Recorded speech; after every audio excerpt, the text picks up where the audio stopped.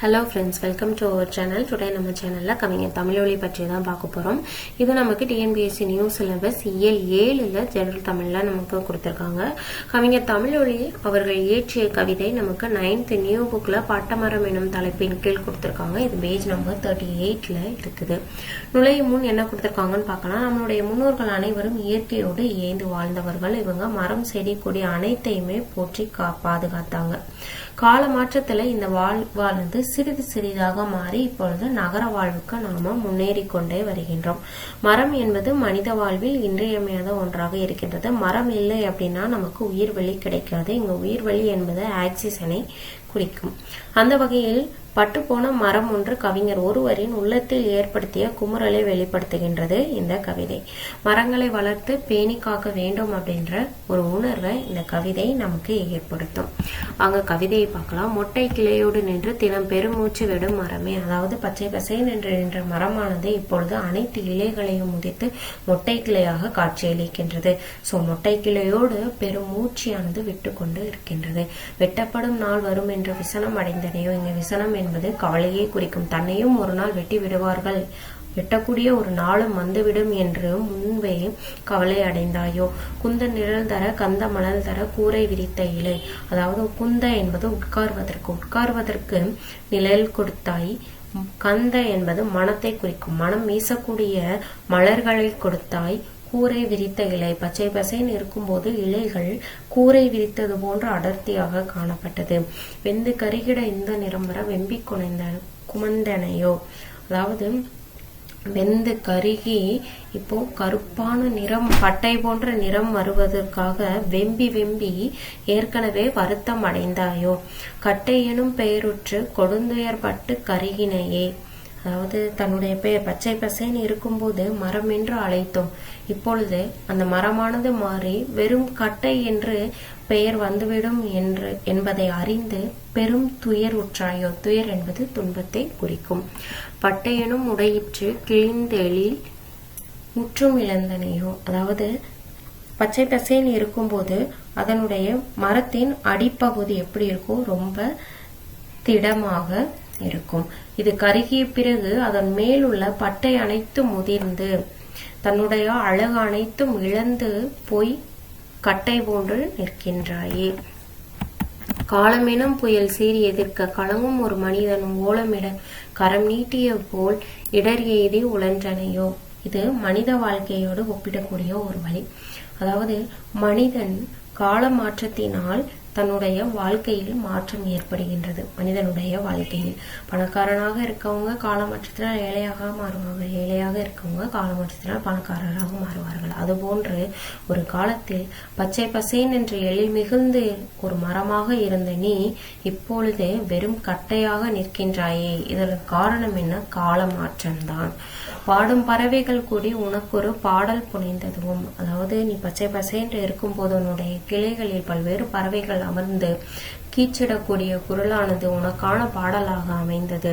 மூடு பனித்திரை யூடு புவி குறும் மோகம் கொடுத்ததுவும். அதாவது மேகமானது உன்னுடைய மரத்தை கடந்து செல்லும் பொழுது புவியை ஒரு பனித்திரை மூடியது போன்ற ஒரு எழில்மிகு அழகு காட்சியை கொடுத்தது. ஆடும் கிளைமிசை ஏறி சிறுவர் குதிரை விடுத்ததுவும். உன்னுடைய கிளையின் மீது, மிசை என்பது மேல் எனும் பொருளை தரும். ஆடுகின்ற உன்னுடைய கிளைகள் மீது சிறுவர்கள் ஏறி குதிரை விளையாட்டு விளையாண்டது. இது அனைத்துமே ஒரு ஏடு கொடுக்கக்கூடிய கதையாகவே முடிந்து விட்டனவே. இன்று அது வெறும் கனவாக மாறிவிட்டது என்று கவிஞர் தமிழொலி அவர்கள் வருத்தமுற்றி இக்கவிதையானது இயற்றப்பட்டுள்ளது. இலக்கண குறிப்பை பாருங்க. வெந்து வெம்பி எய்து. அதாவது ஒரு சொல்லின் விகுதி ஊ அல்லது இ எனும் எழுத்தை கொண்டு முடிந்தால் அவை வினையெச்சங்கள். இது பெயரெச்சம் அப்படின்னா ஆ எனும் எழுத்தை கொண்டு முடியும்.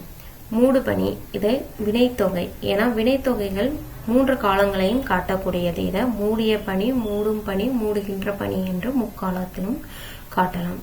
இது வினைத்தொகை. ஆடும் கிளை இது பெயரெச்ச தொடர். நூல்வெளி பார்த்திடலாம்.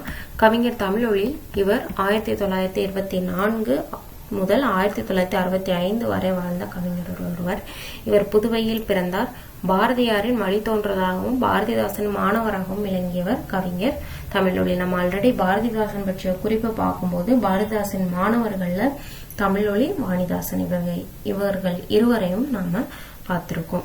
மக்களுக்காக பல படைப்புகளை உருவாக்கியவர் கவிஞர் தமிழொலி. என்னென்னு பாருங்க. நிலைபெற்ற சிலை, வீராயி, கவிஞனின் காதல், மேதினமே வருக, கண்ணப்பன் கிளிகள், குருவிப்பட்டி, தமிழர் சமுதாயம், மாதவி காவியம். இது நாம ஒரு குட்டி ஸ்டோரி மாதிரி ஞாபகம் வச்சுக்கலாம். நம்ம மாதவி காவியம் அப்படின்ற ஒரு காவியம் இயற்ற போறோம். அந்த காவியத்துல ஹீரோ கவிஞன், ஹீரோயின் வீராயி. இப்போ கவிஞனுடைய காதலை வெளிப்படுத்துவதற்காக ஒரு லெட்டர் எழுதி வீராயி வீட்டுக்கு அனுப்புறாங்க. இதுதான் அதாவது முன்கதை சுருக்கம். இதை நம்ம இப்ப விரிவா பார்த்துடலாம். மாதவி காவியம் இயற்ற போறோம். நம்ம ஹீரோ கவிஞன் ஹீரோயின் வீராயிய லவ் பண்றாப்ல. வீராயின் வீடு தமிழர் குருவிப்பட்டியில தமிழர் சமுதாயம் என்னும் இடத்தில் நிலைபெற்ற சிலையின் அருகில் வீராயின் வீடு இருக்குது. சோ அந்த வீராயிக்காக ஒரு கவிதை எழுதுறாரு. அந்த கவிதைக்கு தலைப்பு மேதினமே வருக என்று தலைப்பிடுறாரு. இந்த லெட்டரை நம்ம என்ன செய்யணும், நம்மளுடைய காதலிக்கு கொடுக்கணும். சோ அதனால அவர் வளர்த்த கிளிகளிடம் அதை கொடுத்து விடுறாரு. சோ கண்ணப்பன் கிளிகள். இதோட முடிஞ்சது. ஈஸியான ஷார்ட்கட். மாதவி காவியம் இயற்ற போறோம். ஹீரோயின் வீராயி, ஹீரோ கவிஞன், இருவருக்கும் காதல் வருது. கவிஞன் வீராயிக்கு லெட்டர் எழுதி அனுப்புறாரு. வீராயின் வீடு தமிழர் சமுதாயம் குருவிப்பட்டி எனும் ஊரில் தமிழர் சமுதாயம் எனும் இடத்தில் நிலைபெற்ற சிலை அருகில் வீராயின் வீடு இருக்குது. சோ அவருக்கு ஒரு லெட்டர் நம்மளுடைய ஹீரோ எழுதுறாரு. அந்த லெட்டருக்கு பேர் மேதினமே வருக. அந்த லெட்டரை தான் வளர்த்த கிளிகள் மூலமாக வீராயிக்கு அனுப்புறாரு. ஓகே, நெக்ஸ்ட் அவுட் சோர்ஸ்ல நமக்கு என்ன கொடுத்திருக்காங்கன்னு பார்க்கலாம். இவருடைய இயற்பெயர் என்ன அப்படின்னா விஜயரங்கம். இவர் 21 செப்டம்பர் 1924 பிறந்தாரு. 24 மார்ச் 1965 இயற்கை எழுதினார். இவர் புதுவையில பிறந்தாரு. இவர் தமிழ் கவிஞர் என்று அழைக்கப்படுகிறார். பாரதியாரின் வழித்தோன்றலாகவும் பாரதிதாசன் மாணவராகவும் விளங்கி பல்வேறு கவிதைகளை படித்தவர் கவிஞர் தமிழொலி. கவிதைகள் மட்டுமன்றி கதைகள், கட்டுரைகள், இலக்கிய திறனாய்வுகள், மேடை நாடகங்கள், குழந்தை பாடல்கள் என பல இயற்றியவர் கவிஞர் தமிழொலி. திராவிட கழக தொண்டராக இருந்து பிற்காலத்தில் பொது உடைமை தோழராக வளர்ந்தவர். தலித் என்று வழங்கக்கூடிய தாழ்த்தப்பட்ட மக்களின் இழிநிலை கண்டு அவர்களுக்கு இழைக்கப்படும் கொடுமைகளையும் சமூகத்தில் நிலவும் சாதி வேறுபாட்டினையும் சாடி கவிதைகள் எழுதியவர் கவிஞர் தமிழொலி. இவருடைய பிறப்பும் கல்வியும் பாருங்க. தென்னார்காடு மாவட்டம் குறிஞ்சிப்பாடியை அடுத்த ஆடூர் எனும் சிற்றூரில் சின்னையா செங்கோனி அம்மாள் எனும் இணையருக்கு மகனாக பிறந்தவர். விஜயரங்கம் என்பது தமிழொலியின் இயற்பெயர். பட்டுராசு என்று செல்லமாக அவரை அழைத்தனர். தமது தொடக்க கல்வியை புதுவை முத்தியாளுப்பேட்டை நடுநிலை பள்ளியில் கற்றார். உயர்கல்வியை கலவை கல்லூரியில் படித்தார். மாணவராக இருந்த போதே பாரதியார் பாரதிதாசன் கவிதைகளில் மனம் பறி கொடுத்தார். பாரதிதாசனின் தொடர்பும் அவருக்கு கிடைத்தது. நாள்தோறும் குயில் தோப்புக்கு சென்ற பாரதிதாசனிடம் தாம் எழுதிய கவிதைகளை படித்து காட்டி பாராட்டும் பெற்றார். தமிழ் ஒலி திராவிட கழக மாணவர் மாநாட்டில் கலந்து கொண்டு பாரதிதாசன் கொடுத்து அனுப்பிய வாழ்த்து கவிதையை அம்மாநாட்டில் படித்தார். பாரதிதாசனின் பரிந்துரையின் அடிப்படையில் கரந்தை தமிழ் கல்லூரியில் மாணவராக சேர்ந்தார். இவருடைய படைப்புகள் தமிழ் ஒலியின் கவிதைகள் தனித்தன்மை வாய்ந்தவை. தொடக்க காலத்தில் திராவிட கழகத்தை சார்ந்தவராக இருந்த போதிலும் பொது உடைமை கொள்கைகளை உயிர் மூச்சாக கொண்டிருந்தார். உலக தொழிலாளர்களின் உரிமை நாளான மே தினத்தை வரவேற்று பாடியவர் கவிஞர் தமிழொலி. 1949 ஆண்டில் புதுவை தொழிலாளிக்கு கோவை தொழிலாளியின் கடிதம் எனும் கவிதை எழுதினார். மக்கள் வாழ்வு உயர இலக்கியங்கள் பயன்பட வேண்டும் என்பதுதான் இவருடைய கொள்கை. ஒரு கவிஞன் வாழ்ந்ததற்கு அடையாளமே அவனுடைய படைப்புகள் தான் அப்படின்னு எழுதியவர் கவிஞர் தமிழொலி. நிலைபெற்ற சிலை, வீராயி, மேதின ரோஜா ஆகிய 3 காவியங்களும் தலித் மக்களுக்கு இழைக்கப்படும் கொடுமைகள், தலித்து மக்களின் விடுதலை, அவர்களின் முன்னேற்றம் ஆகியவற்றை விவரிக்கின்றன. வீராயி எனும் காவியத்தில் கதை தலைவி வீராயி ஒரு தலித் பெண்ணாக காட்டப்படுகிறார். சிறுகதை தொகுதிகள் அவர் எழுதினார். தமிழொலியின் சிறு கவிதைகளில் வரும் பாத்திரங்கள் பெரும்பாலானோர் தலித்துகள் மற்றும் தொழிலாளிகள், போராளிகள் என அடித்தட்டு மக்களாகவே இருந்திருக்காங்க. இடதுசாரி இயக்க படைப்பாக்கங்களில் சாதிய சிக்கல்களை நேரடியாக பேசப்படாமல் இருந்த காலத்தில் தமிழொலி சாதியையும் தலித்துகளின் விடுதலையையும் பாடினார். தமிழ்நாடு முற்போக்கு எழுத்தாளர் சங்கத்திலும் உறுப்பினராக இருந்தவர் கவிஞர் தமிழொலி. தாமரை என்னும் இலக்கிய இதழில் வனமலர் என்னும் தலைப்பில் சில உருவக கவிதைகளை இயற்றியவர் கவிஞர் தமிழொலி. 50களில் இறுதியில் தமிழ் ஒளி திரைப்படத்துறையில் கால் வைத்தார். உலகம் எனும் திரைப்படத்தில் ஒரு பாடலும் அலாவுதீனும் அற்புத விளக்கும் எனும் படத்தில் ஒரு பாடலும் இயற்றியவர் கவிஞர் தமிழொலி. எவரெஸ்ட் மலை உச்சியில் தேசிய கொடி ஏற்றி சாதனை படைத்த தேன் சிங்கை பாராட்டி கவிதை இயற்றியவர் கவிஞர் தமிழொலி. நெய்வேலியில் பழுப்பு நிலக்கரி சுரங்கம் தொடங்கி மின் உற்பத்தி நிலையம் அமைத்த போதிலும் கவிதை படைத்தார்.